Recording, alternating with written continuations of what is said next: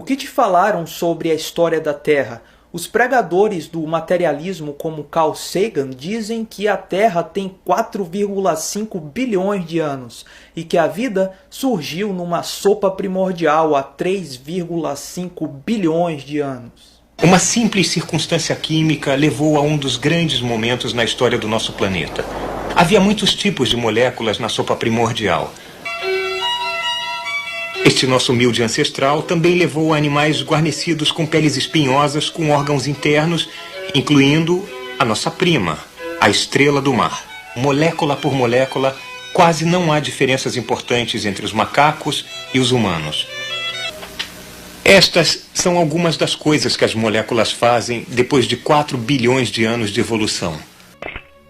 E se tudo o que você aprendeu sobre as nossas origens e a história da Terra não passa de um grande engano? Sopa primordial, bilhões de anos, evolucionismo, chimpas são nossos manos. E se a história que lhe contaram na escola e até na universidade esteja longe da realidade? A história da Terra pode ser muito diferente do que lhe contaram. Ela é muito mais misteriosa, interessante, enigmática e surpreendente. A Bíblia diz que a terra foi fundada sobre as águas. Do Senhor é a terra e tudo que nela existe, o mundo e os que nele vivem, pois foi Ele quem fundou-a sobre os mares e firmou-a sobre as águas. Mas existe alguma evidência que abaixo da terra tenha tanta água assim? A água abaixo da superfície da terra, a princípio, não parece fazer muito sentido. Pode não fazer sentido, mas é a realidade.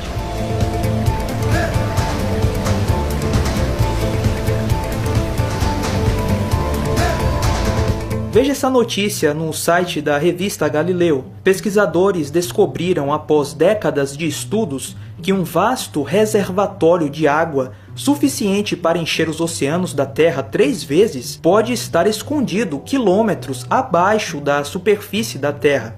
A novidade publicada na Science tem chances de transformar a atual compreensão de como foi formado o planeta. A mesma notícia foi veiculada no site da revista Veja.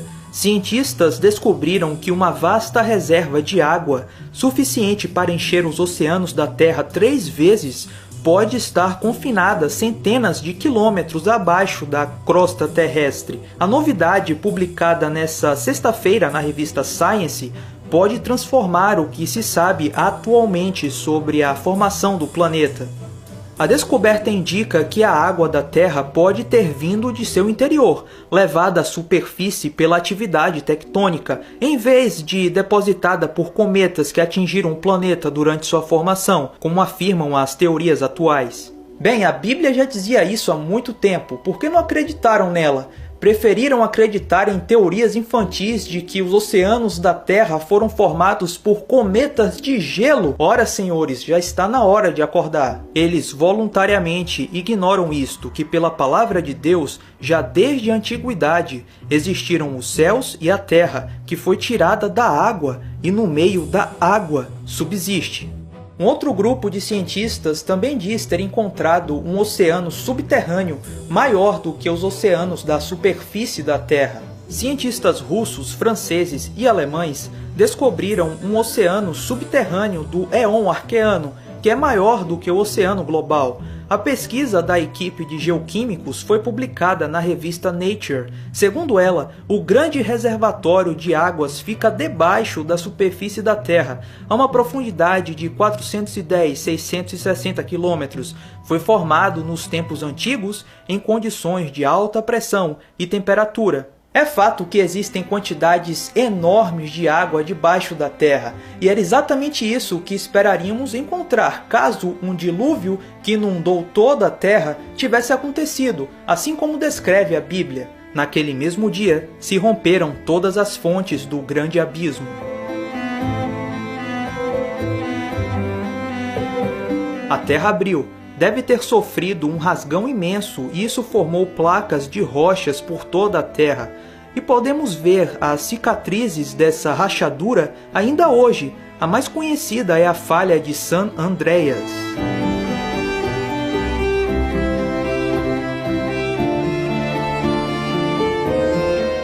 Não há dúvidas que a Terra foi rachada em placas de rocha, e essas placas ainda se movimentam nos dias de hoje.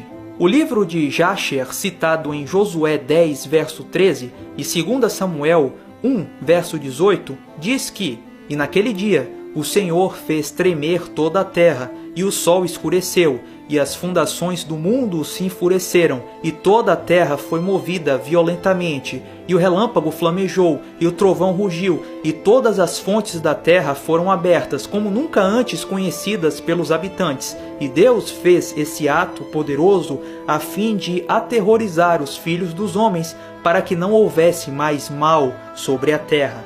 O livro de Jasher é apócrifo, mas é citado nos livros de Josué e Samuel. O livro de Jasher menciona o dilúvio de Noé. De qualquer forma, dilúvios e desastres naturais são terríveis. Em 2004, por exemplo, por conta de tsunamis, mais de 250 mil pessoas morreram na Indonésia, Sri Lanka, Índia e Tailândia. Pois é, essa tragédia recente não foi nada comparada com o dilúvio de Noé. But one thing the creation geologists recognize is that the modern catastrophes that we have, while they give us a tiny glimpse, they really don't come close to the scope and scale of the energy that's being released during the flood. As the fountains of the great deep break open, this means that the earth itself is being fractured, broken, mashed, and continents are moving vertically, horizontally, moving around with respect to one another, and as a result, tsunami after tsunami after tsunami keeps hitting the continents and driving floodwaters over top of them. The rain is unending. The energy to produce earthquakes and various types of geological catastrophes would be without parallel in the modern world. And so right now we look at the movement of the continents and it's very, very little. But during the flood, we're not talking about continental drift anymore. We're talking about continental sprint, where the continents are moving at rapid paces through the floodwaters and causing all sorts of geological havoc. Esta é a história da família de Noé. Noé era homem justo, íntegro entre o povo da sua época. Ele andava com Deus. Noé gerou 3 filhos, Sem, Cã e Jafé. Ora, a terra estava corrompida aos olhos de Deus e cheia de violência. Antes da catástrofe do dilúvio, a Terra tinha um único continente. Chamamos isso de Pangeia.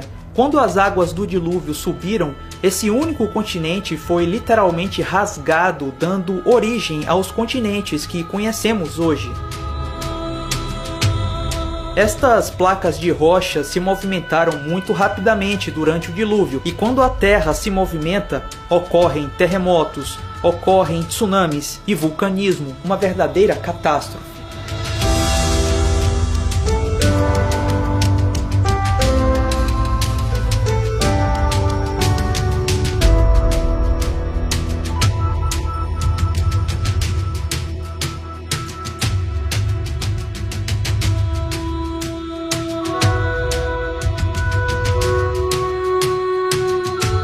Ainda hoje as placas de rocha continuam se movimentando, só que com uma velocidade muito menor, alguns centímetros por ano, um resquício do rápido movimento dessas placas no período do dilúvio. O Dr. Walter Brown, PhD em Engenharia Mecânica, tem uma teoria muito interessante sobre tudo isso, a teoria das hidroplacas. Veja o que ele diz.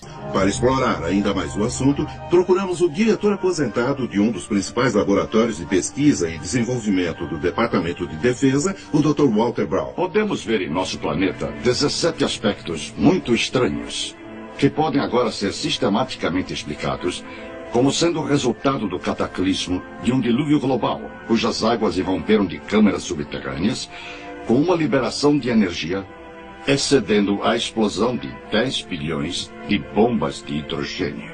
Essa explanação nos mostra quão rapidamente as maiores montanhas se formaram. Ela explica os depósitos de carvão e óleo e a rápida deriva dos continentes. No piso do oceano existem enormes valas e centenas de fendas e vulcões. Isso explica a formação de camadas e da maioria dos fósseis dos mamutes congelados, a assim chamada era glacial, e os maiores cânions, especialmente o Grand Canyon. A Terra pré-diluviana provavelmente tinha apenas um enorme supercontinente coberto com viçosa vegetação. Havia mares e rios principais. As montanhas eram menores que as de hoje, mas talvez com 2.700 metros de altura. De acordo com a teoria da hidroplaca, a Terra pré-diluviana possuía muita água subterrânea, cerca de metade do que tem agora em nossos oceanos. Essa água era contida em câmaras interconectadas, formando uma placa delgada esférica com cerca de 800 metros de espessura, talvez a 16 quilômetros abaixo da superfície da Terra. A crescente pressão da água subterrânea esticou a crosta, como um balão se estica quando a pressão de dentro aumenta. Falhas na crosta começaram com uma rachadura microscópica, que cresceu em ambas as direções a uns 5 km por segundo. A rachadura, seguindo o caminho de menor resistência, circundou o globo em aproximadamente 2 horas. À medida em que a rachadura correu, ao redor da Terra, a crosta superior de rocha se abriu como um rasgo em um tecido esticado. A água subterrânea estava sob extrema pressão devido ao peso dos 18 quilômetros de rocha se pressionando contra ela. Então a água explodiu violentamente para fora da ruptura. Ao longo da ruptura circundando o globo, fontes de água se projetaram supersonicamente a quase 32 quilômetros em direção à atmosfera. O borrifo dessa enorme fonte produziu chuvas torrenciais como a Terra jamais havia experimentado antes ou depois. A Bíblia afirma que todas as fontes das profundezas jorraram em um dia. E ela descreve esses eventos de 5.000 anos atrás, que agora podemos ligar cientificamente. Parte da água se projeta acima da fria atmosfera, se converte em cristais de gelo, produz grandes pedaços de gelo enterrando, sufocando e imediatamente congelando qualquer animal, inclusive os mamutes da Sibéria e do Alasca. As fontes de alta pressão provocaram erosões na rocha em ambos os lados da rachadura, produzindo volumes enormes de sedimentos provenientes dessa água enlameada na terra toda. Esses sedimentos aprisionaram e enterraram plantas e animais, formando o registro fóssil. Essa erosão ampliou a fenda. A largura ficou tão grande que a rocha comprimida abaixo da câmara subterrânea se projetou para cima, fazendo nascer a cadeia mesoceânica que envolve a Terra, como a costura de uma bola de beisebol. As placas continentais, as hidroplacas, ainda com água abaixo delas, deslizaram morro abaixo, se afastando da ascendente cadeia atlântica. Depois as placas continentais, em lenta aceleração, terem alcançado a velocidade de 72 km por hora, encontraram resistências, se comprimiram e enrugaram. A porção de hidroplaca que enrugou para baixo formou as fossas oceânicas, e as que enrugaram para cima formaram as montanhas. É por isso que as maiores cadeias de montanhas são paralelas às cadeias oceânicas, das quais deslizaram. As hidroplacas, ao deslizarem das cadeias oceânicas, abriram bacias oceânicas muito profundas, para dentro das quais as águas do dilúvio se retraíram.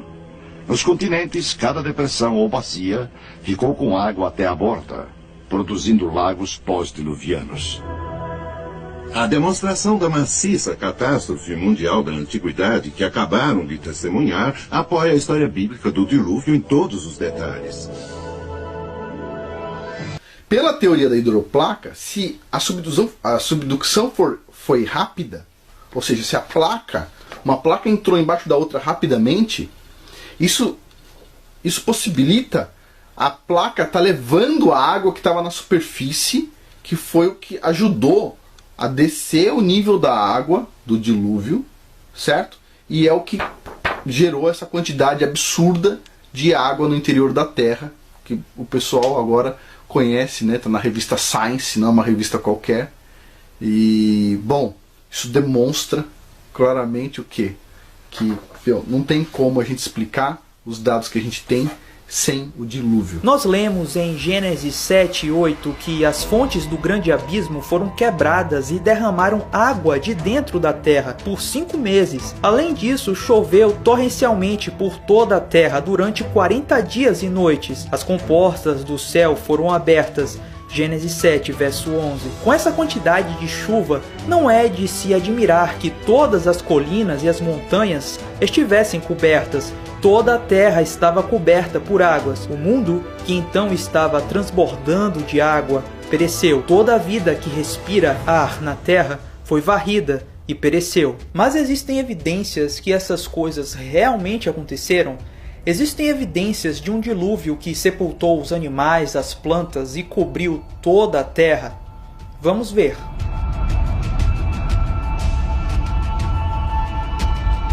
Sendo uma catástrofe tão grande, certamente muitas coisas vivas devem ter morrido pelas águas do dilúvio. Até mesmo criaturas marinhas devem ter morrido, soterradas muito rapidamente, pela lama espalhada pelas águas do dilúvio. Depósitos contínuos de água nas camadas rochosas abrangem todos os continentes. Isso não acontece em enchentes locais nos dias de hoje. Essas camadas rochosas que cobrem todo o mundo contém a maioria dos fósseis conhecidos, e pelo menos 95% desses fósseis são de animais marinhos e invertebrados. Achamos moluscos junto com fósseis de criaturas terrestres, junto de insetos, tartarugas, aves e até dinossauros. E o que isso nos diz é que um enorme e repentino dilúvio enterrou todos esses animais juntos com um rápido fluxo de água. E foi exatamente isso que encontramos: muita água e muitos fósseis. Por toda a Terra temos evidências de cemitérios fósseis de criaturas marinhas soterradas rapidamente por uma catástrofe. O Monte Everest, a Cordilheira dos Himalaias, tal como os Alpes, as Colorado Rockies, os Apalaches e a maior parte das montanhas do resto do mundo são compostos por sedimentos provenientes do fundo do oceano. E por incrível que pareça, o cume dessas montanhas são cheios de fósseis marinhos. Que tipo de catástrofe seria necessária para enterrar quantidades assombrosas de criaturas marinhas no topo de altas montanhas? Certamente um dilúvio que inundou toda a Terra. Nas montanhas canadenses, por exemplo, mais de 120 espécies de invertebrados marinhos foram encontrados preservados em uma famosa formação rochosa, conhecida como The Burgess Shale. A maioria desses animais era de tecidos moles e muitos deles são tão bem preservados que você ainda pode ver a comida em seus estômagos. Até parece que eles foram enterrados e preservados quase que instantaneamente. Além disso, esses animais foram enterrados em condições de catástrofe, pois os fósseis são encontrados em vários ângulos em relação ao extrato. Cemitérios fósseis são encontrados em todo o mundo, e sem dúvidas eles evidenciam um dilúvio catastrófico que ocorreu por toda a Terra. Veremos agora evidências fósseis do sepultamento rápido de formas de vida pré-diluvianas. De fato, as mais surpreendentes provas do depósito rápido de sedimentos da inundação vêm de fósseis bem preservados encontrados em certas regiões da Terra. Talvez as melhores provas fósseis do sepultamento rápido de plantas e da vida marinha esteja no sudoeste do Wyoming, no Monumento Nacional Fossil Butte. Durante os últimos 100 anos, cientistas e colecionadores particulares coletaram milhares de fósseis totalmente conservados para a ciência no interior do monumento. Aqui mesmo em Fossil Butte, existe uma surpreendente coleção diversificada de fósseis de tartarugas, folhas de palmeiras, crocodilos, folhas, insetos, galhos com frutos ainda intactos. Existem até fósseis de arraias, cujo esqueleto e cartilagens sabemos que se desintegram rapidamente, provando que todas essas formas de vida foram enterradas de maneira realmente rápida. Mas isso não é tudo. Talvez a mais espetacular evidência do sepultamento rápido de todos os fósseis dentro do monumento sejam os bilhões de mais de 20 espécies de peixes. Esta rocha de lava que está no centro de visitantes do monumento, que mede cerca de 3 metros por 1,5 metros, demonstra de maneira vívida alguns exemplares de tal número. De maneira espantosa, muitos dos peixes não apenas retiveram todo o seu esqueleto, porém seus dentes, suas delicadas escamas e a pele também. O vasto número de fósseis em Fossil Butte apresenta para os geólogos evidências para a solução de vários mistérios. Com 2 títulos, Condições Ideais para a Criação de Fósseis e Mistérios Não Solucionados, o catálogo do Serviço Nacional de Parques sobre Fossil Butte revela as contradições que resultam quando utilizamos uma escala de tempo de antiguidade para explicar o sepultamento rápido. De um lado, especula sobre a existência de um lago onde muitos animais e plantas provavelmente tenham morrido de morte natural. Por outro lado, as evidências nos forçam a concluir que em diversas ocasiões um enorme número de peixes foi morto repentinamente. A publicação equaciona essas diversas ocasiões de sepultamento rápido pela precipitação de carbonato de cálcio. a camada primária de rochas que envolve os fósseis ano após ano durante centenas de milhares de anos. Este é um cenário realmente inacreditável. Que essa enorme quantidade de peixes tenha se reproduzido num curto período de tempo para ser varrido por uma catástrofe subsequente, aproximadamente um ano depois, e que isso tenha se repetido por centenas de milhares de vezes. Os paleontólogos deveriam ter notado há muito tempo a falácia de tal cenário, pelo menos se não houvesse outro motivo, observando a bela folha de palmeira totalmente preservada, porque simplesmente as palmeiras não crescem na água e suas folhas não são arrancadas por brisas. Somente uma catástrofe de enormes proporções pode ser responsável pelos fósseis totalmente preservados de Fossil Butte. As águas do dilúvio inundaram os continentes e produziram muita lama. Com altas pressões e temperaturas envolvidas, a lama das águas do dilúvio enterrou muito rapidamente os animais, formando assim o registro fóssil.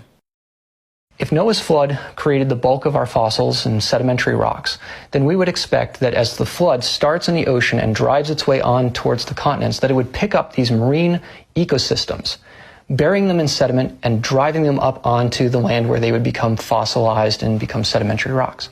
O registro fóssil mostra sinais claros de sepultamento rápido e catastrófico. Existem fósseis de peixes com seu último jantar ainda na boca ou dentro de suas barrigas.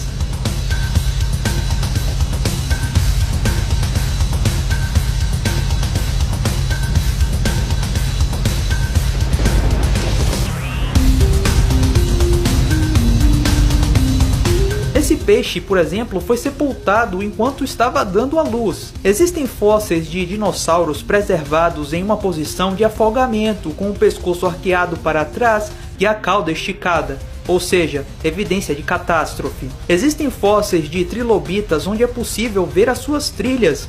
Como essas trilhas de trilobitas poderiam fossilizar se não fossem sepultadas muito rapidamente?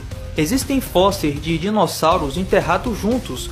Como esses animais próximos, talvez lutando, podem ter sido enterrados juntos? Ora, apenas um sepultamento catastrófico e rápido poderia explicar isso. Existem fósseis de animais no momento do acasalamento. Ora, como isso é possível? Apenas um evento catastrófico pode explicar o sepultamento de animais enquanto estavam acasalando. Como um processo de sedimentação lenta e gradual poderia fazer isso? Existem fósseis de dinossauros com tecidos moles, incluindo vasos sanguíneos e células vermelhas. Ora, essas coisas se degradam muito facilmente e rapidamente. Apenas um sepultamento rápido e recente poderia preservar coisas tão frágeis. For about a decade now, there's been mounting evidence of soft tissue that's still preserved inside dinosaur bones.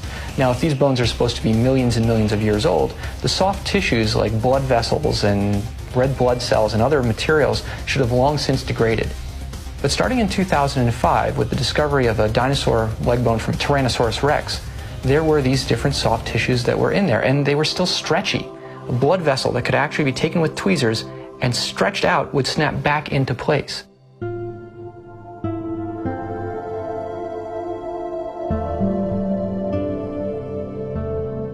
More material was discovered, different types of proteins have been identified in laboratories, and now there are mounting evidences coming in from a wide range of different types of fossil animals from the so-called Age of Dinosaurs. We've got Tyrannosaurus rex, Triceratops, a duck-billed dinosaur, even eggs from sauropod dinosaurs. Those are the long-neck ones from China. And so with mounting evidence now from not only North America, and not just one unit in North America, but from multiple levels of rock in the record, and from different continents, soft tissue is being identified more and more by more researchers in paleontology.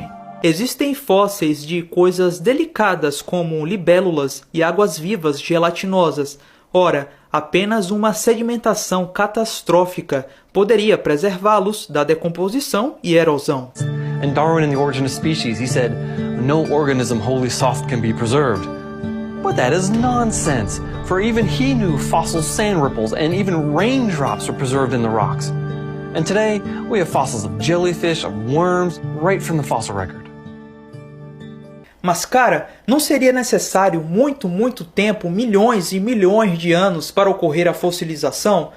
Na verdade, não. Existem vários e vários exemplos de coisas petrificadas e que são bastante recentes.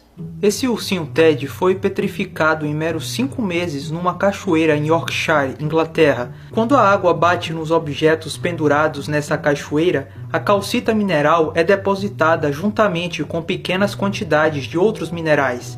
Esses depósitos se acumulam e revestem o objeto pendurado com uma crosta de rocha. A revista Scientific American escreveu um artigo sobre essa cachoeira, dizendo: existe um fluxo bem conhecido de água petrificante em Yorkshire, Inglaterra. É uma cascata do rio Nid, com cerca de 4,5 metros de altura e 2 vezes mais larga, e forma uma cortina de água para uma caverna conhecida como Caverna de Madre Shipton.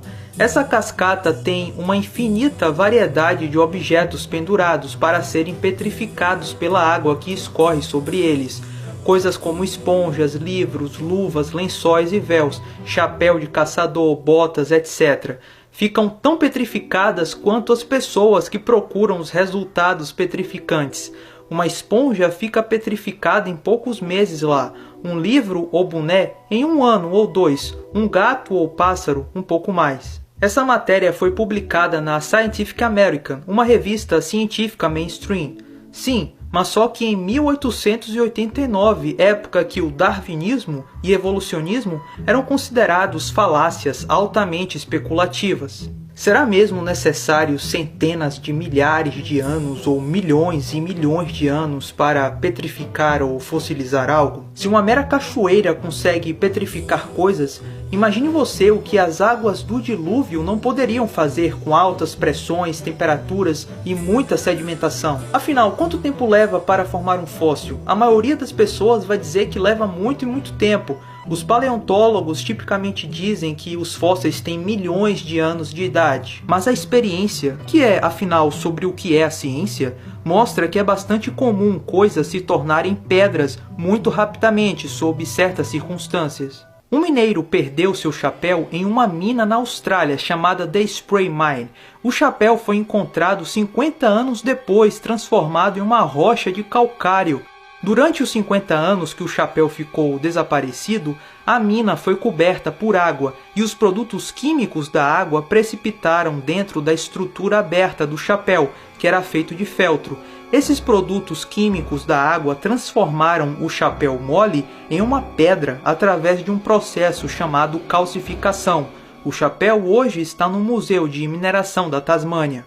Outro achado curioso foi o de uma bota de sola de borracha com uma perna humana petrificada. Essa bota foi encontrada em um riacho seco perto da cidade de Iron, no oeste do Texas, por volta da década de 80. Apenas a perna que estava dentro da bota foi fossilizada, e não a bota em si, demonstrando que alguns materiais se fossilizam mais rapidamente do que outros. Os evolucionistas obviamente vão ignorar todas essas coisas. Vão dizer que os criacionistas são fundamentalistas religiosos e que esses processos não são processos de fossilização, porque assim o Wikipedia diz. Mas a questão é que muitos materiais podem se fossilizar rapidamente em certas circunstâncias. Isso não é novidade para os especialistas, mas ainda assim, muitas pessoas vão continuar a advogar que algo para fossilizar é necessário milhões e milhões de anos. Well, a lot of people seem to believe that fossils take a very long time to form, thousands, millions of years in order to form, but the existence of a fossil by itself is actually proof that something happened very, very fast. When an organism dies, there's all parts of the environment that are trying to destroy it. There's the weather, there's erosion, there's scavengers and other animals that are going to come and tear apart your fossil. But as soon as the organism dies, if it's covered by sediment and protected from the environment, then the process of fossilization can start. And we know from modern examples that fossilization, as far as converting the bone or the shell into rock, can actually happen very, very fast, in a matter of months. Since we know that fossils have to form quickly in order to become fossils at all, we also know, therefore, that the rocks that the fossils are formed in must themselves have been formed quickly as well. So creationists who study the geological record and the geological column can agree with some of our evolutionary colleagues on something, the order of the fossils. But what we're going to disagree with is about the ages that my evolutionary colleagues ascribe to those rocks, not the order of them themselves. Veja, por exemplo, os fósseis de troncos de árvores em posição vertical, atravessando várias camadas sedimentares. É uma clara evidência de soterramento rápido e não um processo de milhões e milhões de anos. Como o tronco da árvore permaneceu intacto para ser soterrado durante milhões e milhões de anos por várias camadas sedimentares, não faz nenhum sentido. Apenas uma catástrofe pode explicar esses fósseis. Aquele que estendeu a terra sobre as águas. O gigantismo era algo muito comum na Terra pré-diluviana. Libélulas fósseis com uma envergadura de quase 1 metro foram descobertas e seria um acidente terrível se elas colidissem em seu para-brisa. Existem também fósseis de formigas gigantes, vespas gigantes, abelhas gigantes, aranhas gigantes, tartarugas gigantes. Veja essa concha gigante de mais de 40 centímetros. O gigantismo é uma evidência clara de uma Terra pré-diluviana com uma atmosfera adequada para permitir que esses e tantos outros animais crescessem tanto assim.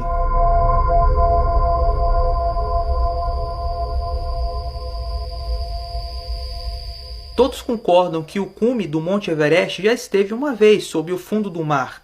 Mas nem todos associam o Monte Everest com o dilúvio de Noé, porque acham que não há tanta água assim na Terra para cobrir uma montanha tão alta. Lembre-se que, segundo a teoria da hidroplaca, o dilúvio mudou a topografia da Terra. As cadeias de montanhas como os Himalaias muito provavelmente se formaram no final do dilúvio. Com movimentos verticais de terra no final do dilúvio, as montanhas subiram e as águas do dilúvio fluíram dos continentes para as bacias recém-formadas dos oceanos.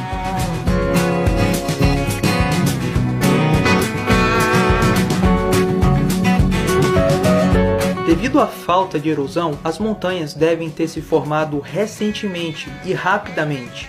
Caso contrário, a erosão, em milhões e milhões de anos, já teria completamente desgastado as rochas dessas montanhas. O Grand Canyon é um excelente exemplo da falta de erosão e da recente formação das camadas geológicas. A superfície entre essas duas camadas de rocha no Grand Canyon é notavelmente plana e lisa, um intervalo plano.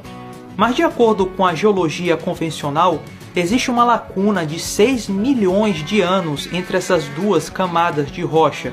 A camada inferior é uma rocha macia, por isso deve ter erodido muito se estivesse exposta durante 6 milhões de anos, como diz a geologia convencional. Mas o que vemos é uma rocha com pouquíssima erosão. Isso mostra que a camada de rocha superior foi depositada tão rapidamente que não houve tempo para a erosão da camada inferior. Em outras palavras, essas duas camadas de rocha foram formadas catastroficamente e muito rapidamente.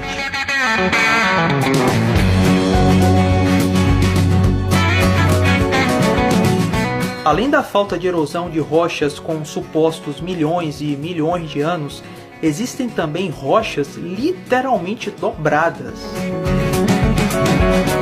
Não é comum as rochas dobrarem. Elas normalmente partem porque são duras e quebradiças, mas em muitos locais encontramos sequências inteiras de estratos que foram dobrados sem quebrar, indicando que todas as camadas foram depositadas rapidamente e foram dobradas enquanto molhadas e maleáveis com as altas pressões e temperaturas das águas do dilúvio. Essas rochas endureceram depois do dilúvio.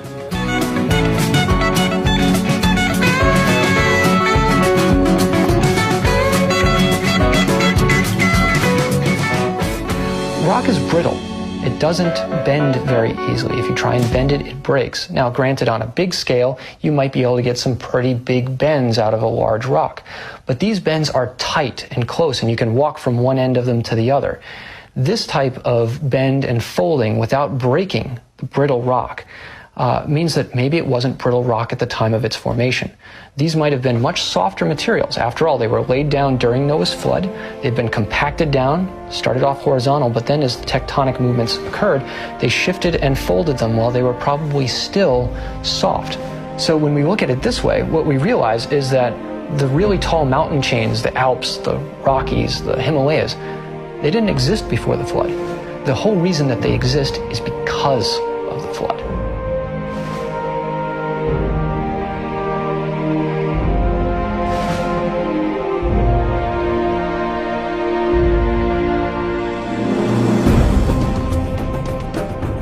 So basically, when we look at the geology of the Earth, we find that present processes do not explain what we see.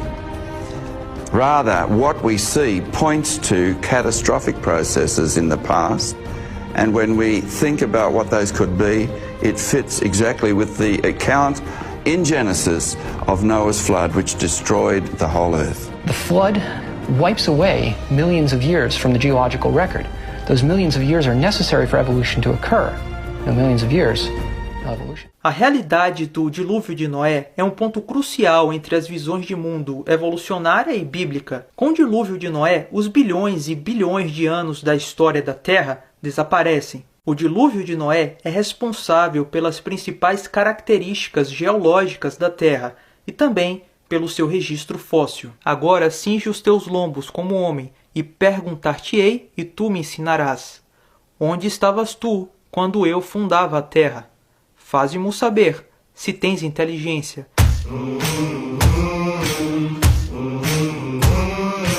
As águas do dilúvio não enterraram apenas os animais, mas também a vasta vegetação viçosa da terra pré-diluviana. Muito provavelmente o sepultamento rápido dessa quantidade enorme de vegetação da terra pré-diluviana pelas águas do dilúvio, com altas pressões e temperaturas envolvidas, formaram o carvão e o petróleo que temos hoje na Terra.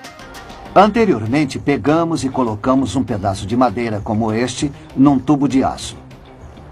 Adicionamos água.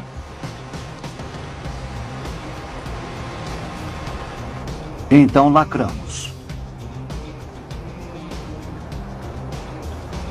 O próximo passo é colocá-lo no forno a uma temperatura de 165 graus centígrados por 2 semanas. E agora estamos prontos para examinar os resultados dessa experiência.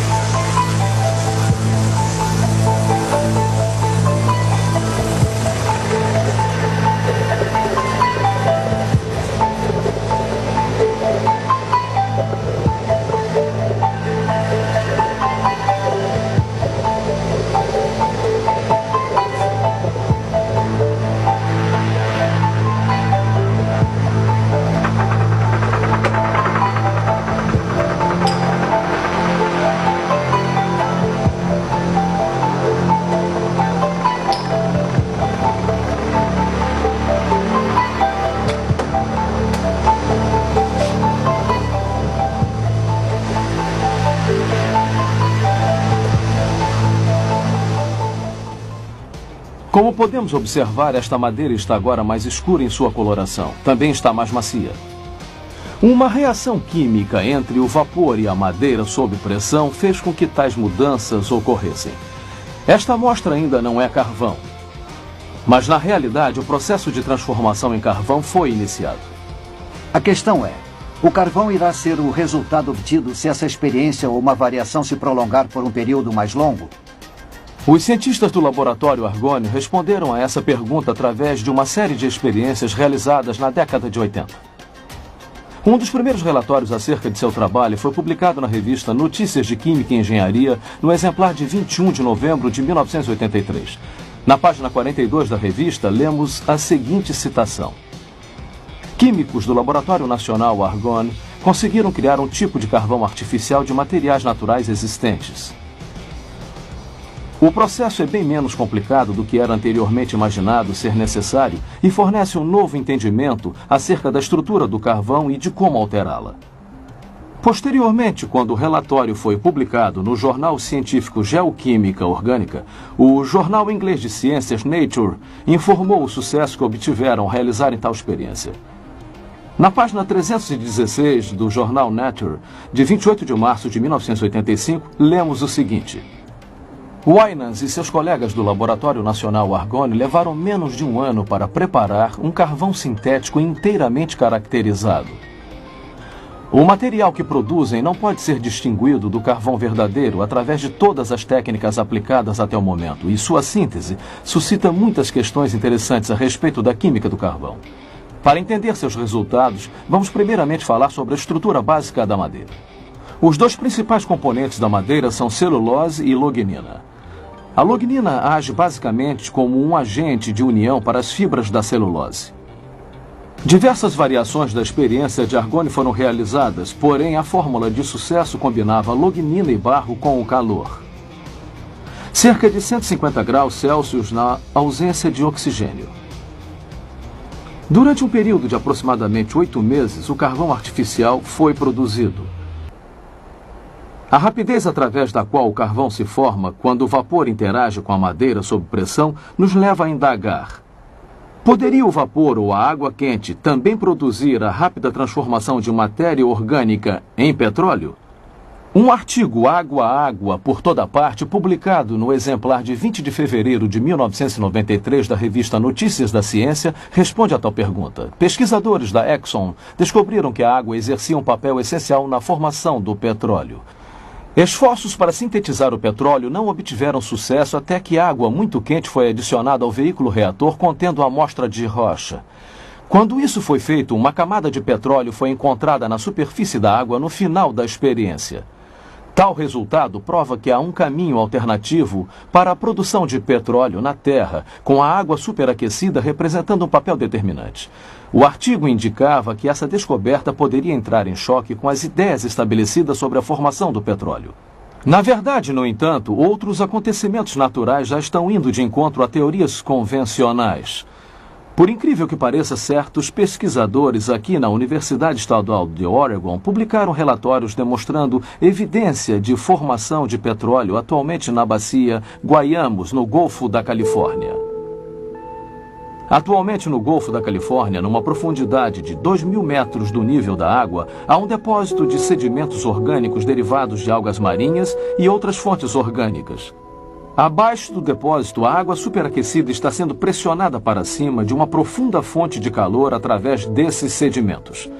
O petróleo está sendo formado pela interação de sedimentos orgânicos com a água superaquecida.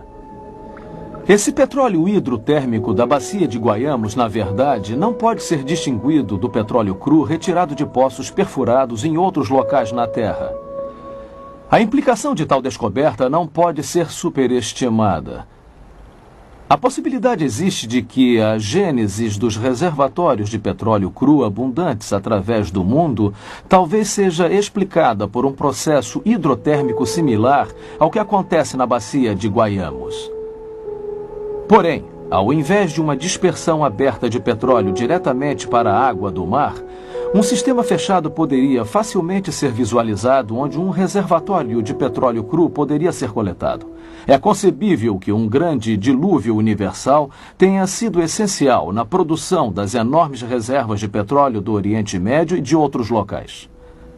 A vasta quantidade de vegetação coberta por tal inundação, misturada a uma água superaquecida, como a detectada na bacia de Guayamos, poderia produzir petróleo nos volumes que vemos hoje em dia. Dependendo das condições de sepultamento, a matéria orgânica se transformaria em petróleo ou em carvão.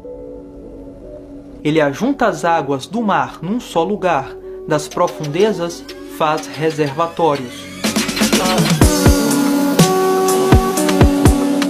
Pegadas de dinossauros foram encontradas em todo o mundo, Estados Unidos, China e até aqui na América do Sul. E curiosamente, essas pegadas estão quase sempre numa única direção.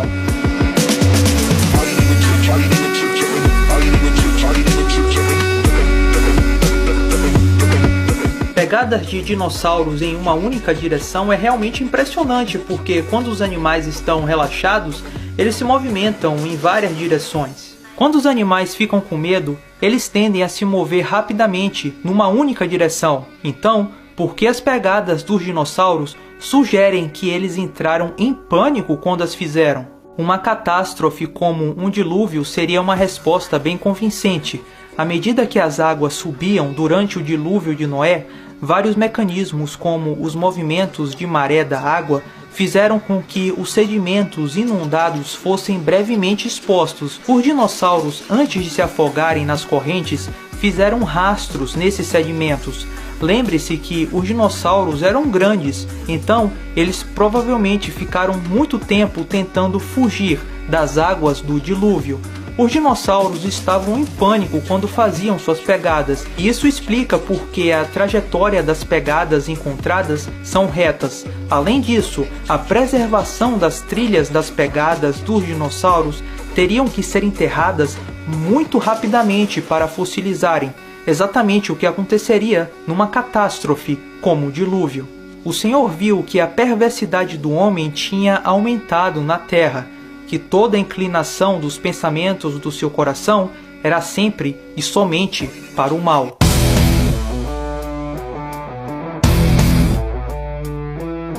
Relatos de dilúvios que incluem a salvação de apenas algumas pessoas e dos animais num barco são encontrados por todo o mundo. Se de fato ocorreu um dilúvio mundial, seria esperado encontrar várias narrativas desse dilúvio por diferentes povos. E é exatamente isso que temos. Relatos de um grande dilúvio existem praticamente em todos os povos antigos, desde a Babilônia. Povos antigos que não se conheceram falavam de um grande dilúvio, onde um pequeno grupo de pessoas era salvo. Os incas, os aborígenes, os maias, os chineses e muitos outros têm relatos de um grande dilúvio.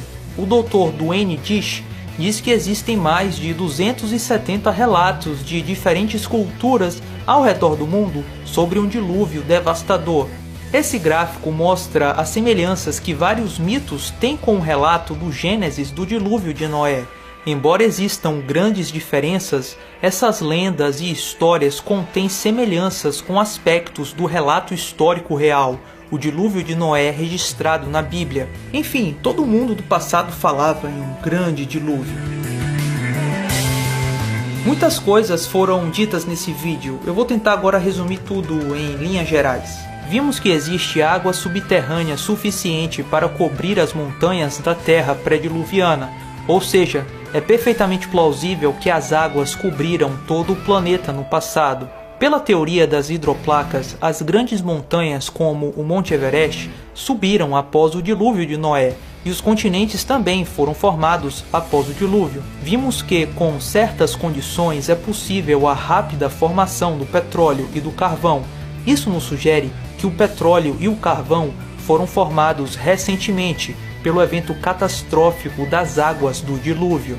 Vimos a falta de erosão das rochas sedimentares, evidenciando que elas foram formadas recentemente. Vimos a rápida sedimentação e sepultamento dos cemitérios de fósseis, indicando que as camadas geológicas e o registro fóssil foram formados catastroficamente pelas águas do dilúvio. Fósseis de amonitas foram encontrados em leitos de calcário no alto do Himalaia, em até 30 mil pés acima do nível do mar. Todos os geólogos concordam que esses fósseis marinhos devem ter sido enterrados em leitos de calcário depositados pelas águas do oceano. Mas como esses leitos marinhos de calcário chegaram ao alto dos Himalaias? Há apenas uma explicação razoável. As águas do oceano, em algum momento no passado, inundaram os continentes, ou seja, um dilúvio. Vimos que os antigos de todos os continentes possuem histórias sobre um grande dilúvio. Mas por que nada disso é ensinado nas escolas? Por que não se fala sobre o dilúvio de Noé? Bem, a ciência é guiada por um desses motivos: ideologia, interesse próprio ou altruísmo. Pouco importa se existem dados favoráveis a uma catástrofe como um dilúvio. Se o dilúvio de Noé for contra a ideologia que reina atualmente nas ciências, então o dilúvio de Noé não será ensinado. Será rotulado como uma lenda, uma fantasia, uma bobagem.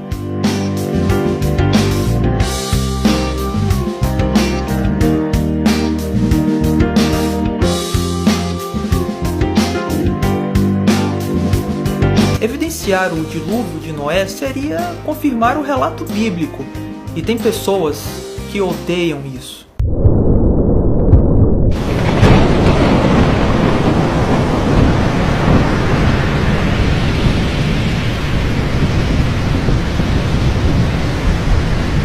No mais, fique com a promessa.